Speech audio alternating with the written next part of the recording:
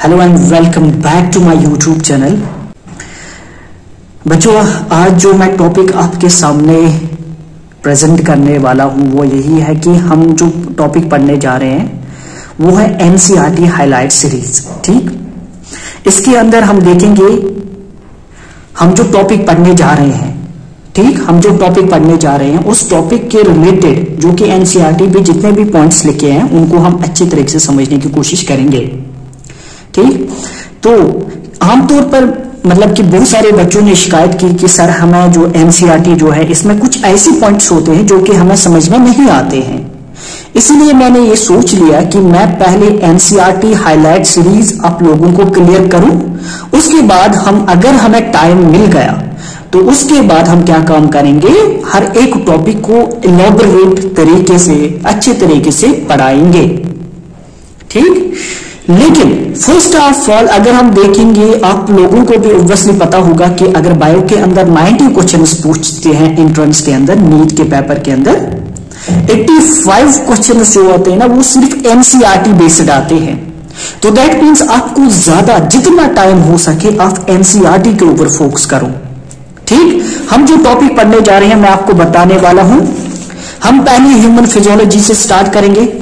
Human physiology से start करेंगे। यहां पे हमारे 7 चैप्टर्स हैं। इन 7 चैप्टर्स को हम एक मतलब हर एक पॉइंट हम इसको बहुत ही अच्छे तरीके से इसको हम समझने की कोशिश करेंगे। ठीक, तो हमारा जो टॉपिक है first that is the digestion and absorption, उसके बाद है breathing and exchange of gases, उसके बाद है बॉडी फ्लूइड एंड सर्कुलेशन, उसके बाद है excretive product and there elimination, उसके बाद है लोकोमोशन एंड मूवमेंट, उसके बाद है न्यूरल कंट्रोल एंड कोऑर्डिनेशन, उसके बाद है केमिकल कोऑर्डिनेशन एंड इंटीग्रेशन जो कि 22 चैप्टर है ये वाला चैप्टर।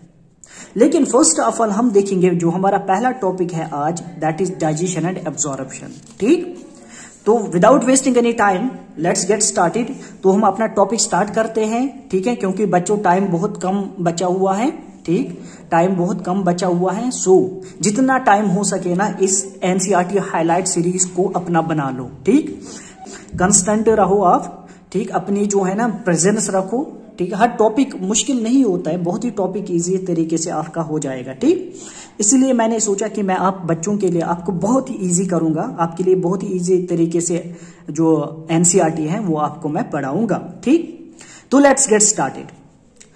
तो हम स्टार्ट करते हैं। Food is one of the basic requirement of all living organisms. The major component of our food are carbohydrate, proteins and fats. तो एनसीईआरटी का बोलने का मतलब ये है कि हमें जिंदा रहने के लिए तो गुज़ा की जरूरत है ही ऑब्वियसली। ठीक है, जो हम फूड खाते हैं, ठीक, हम कार्बोहाइड्रेट्स अपने बॉडी के अंदर लेकर जाते हैं, हम प्रोटीन्स लेकर जाते हैं और फैट्स लेकर जाते हैं।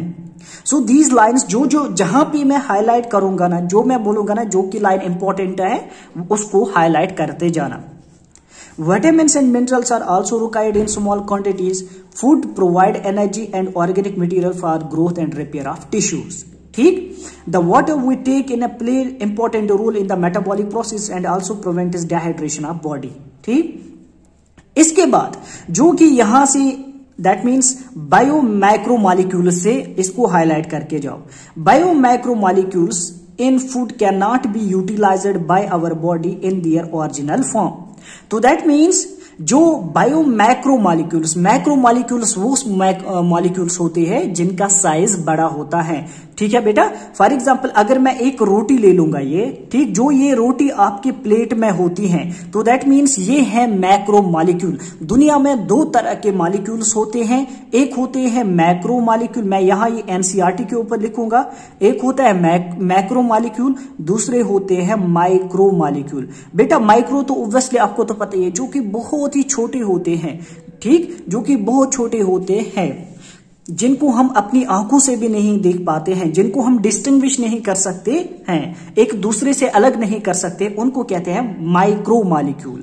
दूसरे होते हैं मैक्रोमॉलिक्यूल। अगर आपके पास मैं 10 रोटियां दूंगा, मैं बोलूंगा कि जरा इन रोटियों को इनमें से देखो कि कौन सी अच्छी वाली रोटी है, कौन सी जल चुकी है, तो आप बहुत ही अच्छे तरीके से इन रोटियों को अलग अलग कर सकोगे, क्योंकि what they are actually macromolecules. तो यही एनसीईआरटी बोलती है कि जो मैक्रो मॉलिक्यूल्स होते हैं, ठीक, हमने रोटी अपने माउथ के अंदर डाली, तो जो ये माउथ है ये इसको क्या काम करेगा, ये इसको ब्रेक करेगा, that means it gets broken down. जब ये छोटे छोटे, ठीक, हमारे दांत जो है, हमारी जो टीथ है, हमारे जो लिप्स है, हमारे जो टंग है, हमारे जो प्लेट्स हैं, वो इसके ऊपर एक्ट करेंगे और इसको छोटे छोटे टुकड़ों में इसको कन्वर्ट करेंगे। ताकि क्यों ये कन्वर्ट करेंगे, ताकि हमारे बॉडी के अंदर, हमारे डाइजेस्टिव सिस्टम के अंदर वो पूरे तरीके से डाइजेस्ट हो सकेंगे।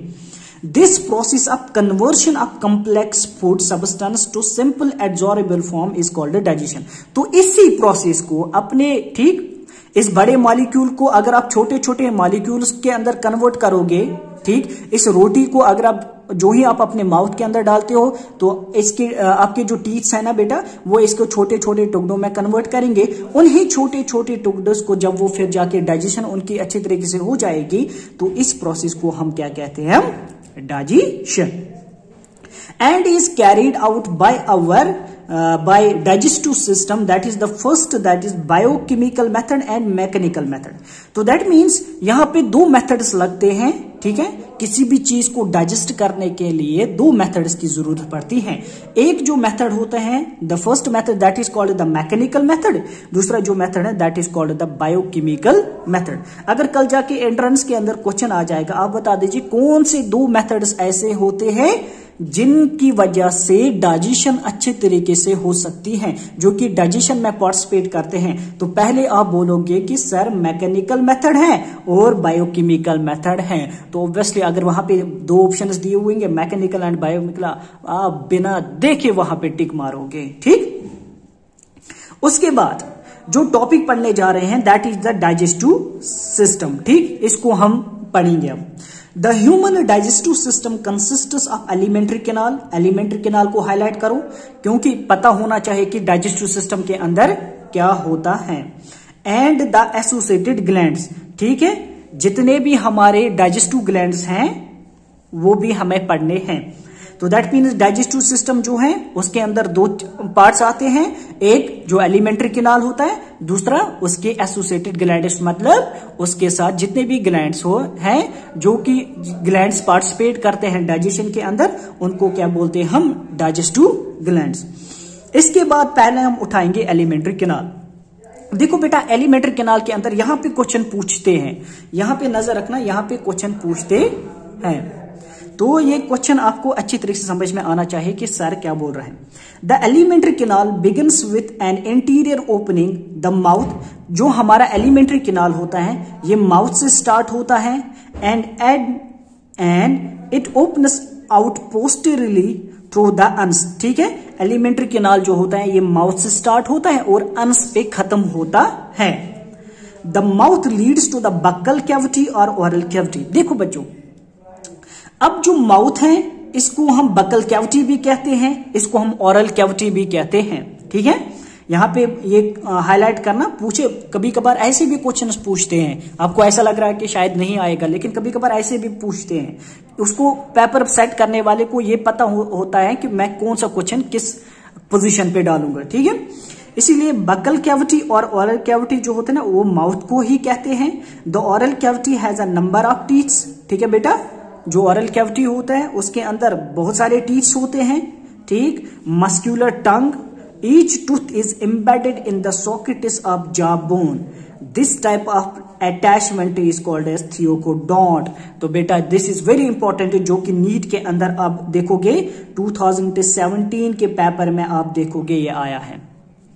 तो दैट मीन्स थियोकोडोंट का मतलब क्या होता है, ठीक। थियोकोडोंट का मतलब यही होता है कि जब हमारे टीथ्स जो होते हैं वो एम्बेडेड होते हैं, ठीक है, वो फिक्स करके हुए होते हैं हमारी दो जॉ बोन्स के अंदर। एक होती है मैक्सिला, दूसरी होती है मैंडिबल।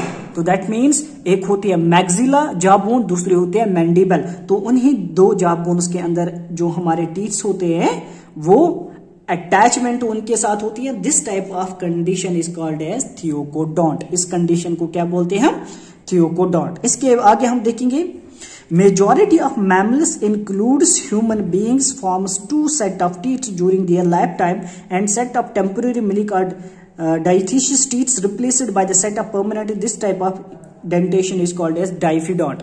अब ये डाइफिडोंट कंडीशन क्या होता है, ऑब्वियसली आपको तो पता ही है, ठीक, आपको पता ही है, हमारे पूरे जीवन में, हमारे पूरी लाइफ टाइम में हमारे माउथ के अंदर, हमारे ओरल कैविटी के अंदर, हमारी बकल कैविटी के अंदर, ठीक, 2 टाइम्स टीथ एराइज होते हैं। एक होते हैं पहले जिनको हम मिल्क टीथ्स कहते हैं, ठीक, ये क्वेश्चन आया है वहां पे, ठीक है, वहां पे आते हैं match column A with column B, ठीक, इसलिए डाइथिशियस टीथ्स जो होते हैं ना बेटा,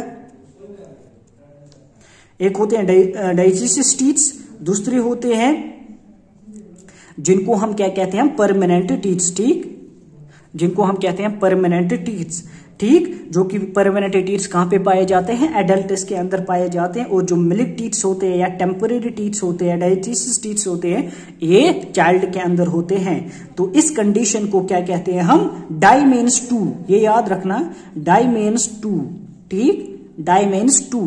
तो दैट मीन जब आपके जीवन के अंदर, हमारे जीवन के अंदर 2 टाइम्स टीथ एराइज हो जाएंगे ओरल कैविटी के अंदर, that condition is called as diphyodont condition. इसके बाद क्या है बेटा, वो हम देखते हैं। एन एडल्ट ह्यूमन, देखो बेटा, an adult human has 32 permanent teeths. जो एडल्ट ह्यूमन होता है उसके अंदर कितने टीथ्स होते हैं, 32 teeths, which are 4 different types.